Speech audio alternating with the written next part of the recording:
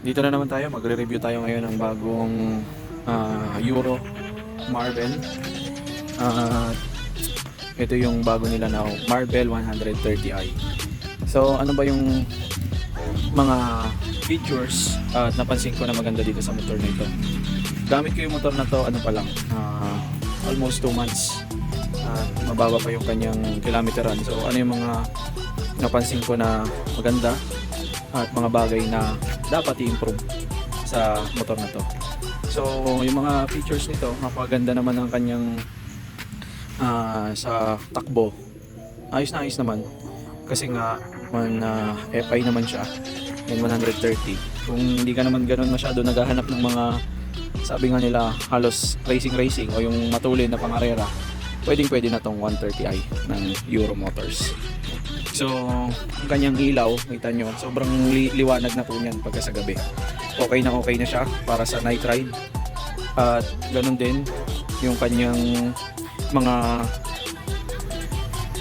turning signal, yung mga ilaw po niya, ayos na ayos. So yung kanyang daylight running light, so naka LED na, ayos na ayos naman. At yung kanyang braking system, naka dual piston na yan. So ang consumption nitong motor sa paggamit ko sa kanya, kung medyo hindi ka sabi nga nila hindi ka masyadong conservative sa takbo, napapapalo mo naman siya ng 40 kilometers per liter. Pero siguro kung medyo conservative yung takbo mo, medyo tipid mode, baka umabot siya ng 50 kilometer per liter. So tipid na din, no?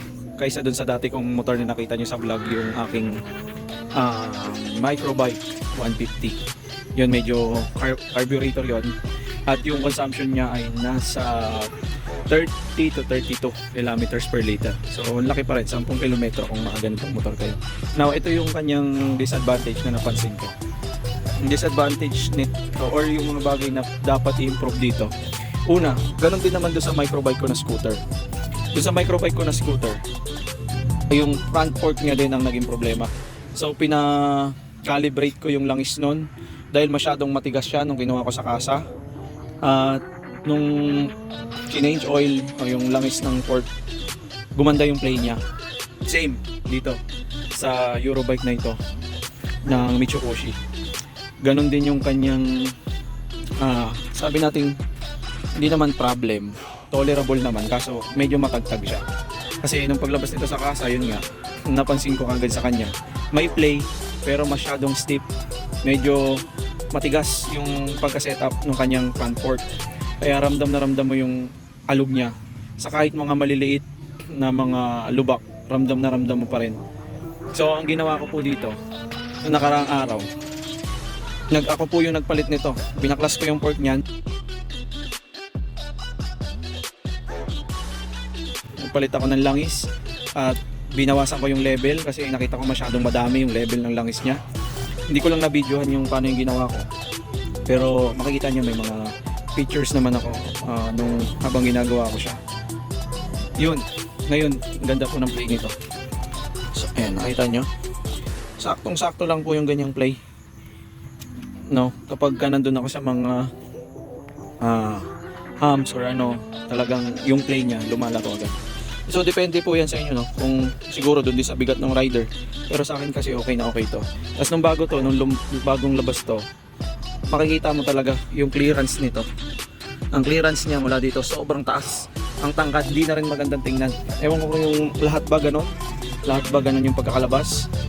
Pero yung dito, yung motor na to, matangkad. Ang taas niya ng clearance niyan. So ngayon dahil binabaan ko siya or kinalibrate ko yung langis niya, ayan, medyo hindi ko alam, para sa akin gumanda yung forma niya, and the same time gumanda yung play niya. At okay na okay. So sa mga malalapit po, kung gusto nyo, PM lang po kayo. Ayan, kung malapit lang kayo dito sa Tansa at nakagantong motor kayo, same tayo ng na-experience pro bike, and dito sa Euro Motors na linabas, nakita ko agad na yun yung problem niya. Stiff, masyadong matigas yung kanyang front shock, front fork. Kaya wala masyadong play. So po ngayon, saktong-sakto po yung play nito para sa akin. So, yan o, pag-iupuan ko yan, mulbog na siya. So ayan po, bagong-bago pa to. At ito lang siguro din yung isa. Hindi pa siya digital. Same pa naman to, kamukhang-kamukha to nung Marvel din na carburetor. Kasi pangalawang labas na to ng Mitsubishi. Yung una nito is carb, tapos ginawa na nilang FI. Yung ngayon ko FI to. So yun lang. So kung gusto niyo po guys, same kayo na na-experience sa amin at wala kayong tools para i-adjust yung front port, PM, message me, and dalhin nyo po dito, usap po tayo. Dali lang po gawin yan. I-calibrate po natin yung front port, yung suspension nyo sa unahan. Okay, so yun lang. Kung may mga tanong kayo regarding dito sa motor na to, comment lang at pipilitin ko sagutin kung ano ba yung experience ko, riding experience ko dito.